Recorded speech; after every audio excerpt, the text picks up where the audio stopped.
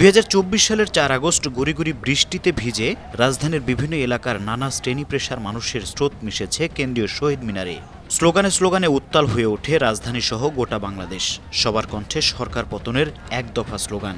কেন্দ্রীয় শহীদ মিনারে বিকেল ৩:৩০টার দিকে উপস্থিত হন বৈষম্য বিরোধী ছাত্র আন্দোলনের ৬ সমন্বয়ক। ৫:৩০টার দিকে সরকার পদত্যাগের এক দফার কর্মসূচি ঘোষণা করেন অন্যতম সমন্বয়ক নাহিদ ইসলাম। নাহিদের বক্তব্যের পর আরেক সমন্বয়ক আসিফ মাহমুদ সর্বাত্মক অসহযোগ কর্মসূচির নির্দেশনা দেন। সন্ধ্যা ৬:৩০টার দিকে আন্দোলনকারীদের এক অংশ মিছিল নিয়ে শাহবাগ মোড়ে অবরোধ করে, আরেক অংশ ঢাকা বিশ্ববিদ্যালয়ের টিএসসিতে রাজু ভাস্কর্যের পাদদেশে বিক্ষোভ করে।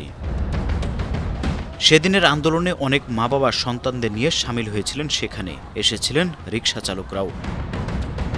রাজধানী ঢাকার বিভিন্ন এলাকায়ও বিক্ষোভ করেছেন শিক্ষার্থীরা। পাশাপাশি দেশের বিভিন্ন জেলা ও মহানগরে বিক্ষোভ হয়েছে। বৈষম্যবিরোধী ছাত্র আন্দোলন কর্মসূচি ঘিরে ৪ আগস্ট পর্যন্ত মোট মারা যান ২১৭ জন। সেদিন গাজীপুরের শ্রীপুরে বিক্ষোভকারী ও পুলিশের সংঘর্ষে মোহাম্মদ জাহাঙ্গীর আলম নামের একজন নিহত হন। অন্যদিকে বেলা 11:15টার দিকে কুমিল্লা রেসকোর্স এলাকায় একটি মিছিলে যুবলীগ ও স্বেচ্ছাসেবক লীগের নেতাকর্মীরা হামলা করলে ৭ জন গুলিবিদ্ধ এবং ২০ জন আহত হন। সেদিন সকাল 10:30টার দিকে বিক্ষোভকারীরা ফরিদপুর ভাঙা রাস্তার মোড় এলাকায় গেলে পুলিশ গুলি করলে ৬ জন গুলিবিদ্ধ হন। সেদিন সন্ত্রাসী হামলায় সিরাজগঞ্জের এনায়েতপুর থানার ১৩ পুলিশ সদস্য নিহত হয়েছেন।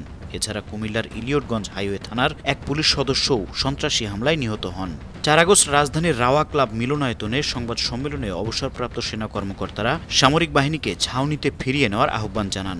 পরিস্থিতি সামাল দিতে পরদিন ৫ আগস্ট থেকে আবারও ৩ দিনের সাধারণ ছুটি ঘোষণা করে সরকার। ৪ আগস্ট সন্ধ্যা ৬টা থেকে পরবর্তী নির্দেশ না দেওয়া পর্যন্ত কারফিউ জারি করা হয়। ঢাকাসহ সব বিভাগীয় সদর, সিটি কর্পোরেশন, পৌরসভা, শিল্পাঞ্চল, জেলা ও উপজেলা সদরের এই কারফিউ কার্যকর ঘোষণা করা হয়।